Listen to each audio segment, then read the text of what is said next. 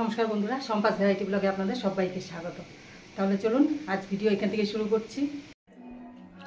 রান্না বসানোর আগে মেয়ের বান্ধবী এসছে আর মেয়ের বাবাও বাড়িতে আছে, ওদেরকে আগে সকালের খাবারটা দিয়ে আসি। এনে তোদের খাবার নিয়ে চলে এসছি, ধর থালা ধর। এনে বাবাকে দে একটা, আর তোরা দুজনে নে। মেয়েরা ম্যাগি খেয়ে নিয়েছে, এবার ডিমের পোচ খাবে। এবার একটু ডিম বানিয়ে দিই বাটার দিয়ে। এই যে ভেতরটা কাঁচা রয়েছে, কিন্তু উপরটা আমি একটু হালকা ভেজে দিয়েছি। এইভাবে খেতে ভালোবাসে মেয়ে। দেখি কড়াই বসিয়ে দিয়েছি। আমি প্রথমে বেগুন কেটে নিয়েছি, বেগুনগুলো ভেজে নেব।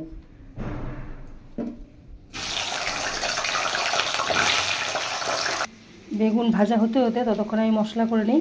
এখানে নিয়েছি পেঁয়াজ আর নিয়ে নিচ্ছি রসুন। এবার রসুন আর পেঁয়াজটা আমি পেস্ট করে নেব। নুন আর হলুদ দিয়ে দিচ্ছি।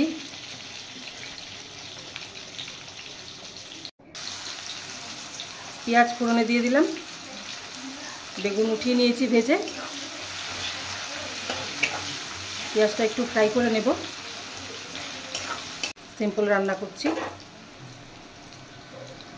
পেঁয়াজ ফ্রাই হয়ে গেছে, এবার দিয়ে দিচ্ছি পেস্ট, রসুন আর পেঁয়াজ। রসুন আর পেঁয়াজ পেস্ট করে রেখেছিলাম, পেঁয়াজ আর রসুন পেস্টটা দিয়ে দিলাম। এবার এই মশলাটা একটু ভালো করে ভেজে নেব। এবার দিয়ে দিচ্ছি নুন আর হলুদ। হ্যাঁ, এবার দিচ্ছি হলুদ। এবার দিচ্ছি লঙ্কার গুঁড়ো। মশলাটা পড়েই যাচ্ছে।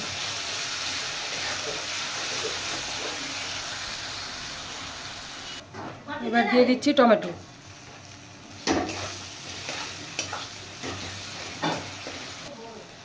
মশলা ভালো করে একদম কষানো হয়ে গেছে আর টমেটোও গলে গেছে। এবার আমি দিয়ে দেব ভেজে রাখা বেগুন। বেগুনগুলো দিয়ে দিচ্ছি। এবার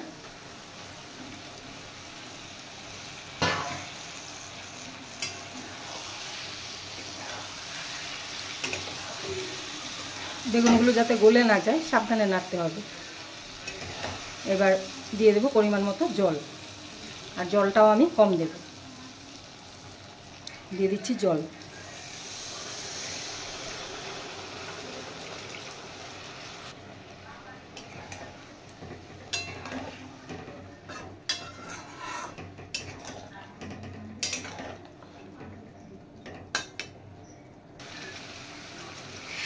বেগুনের ঝাল হয়ে গেছে।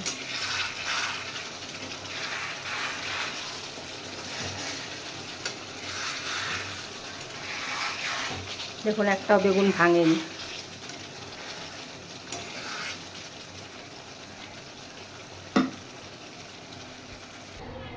বেগুনের ঝাল হয়ে গেছে, নামিয়ে দেব।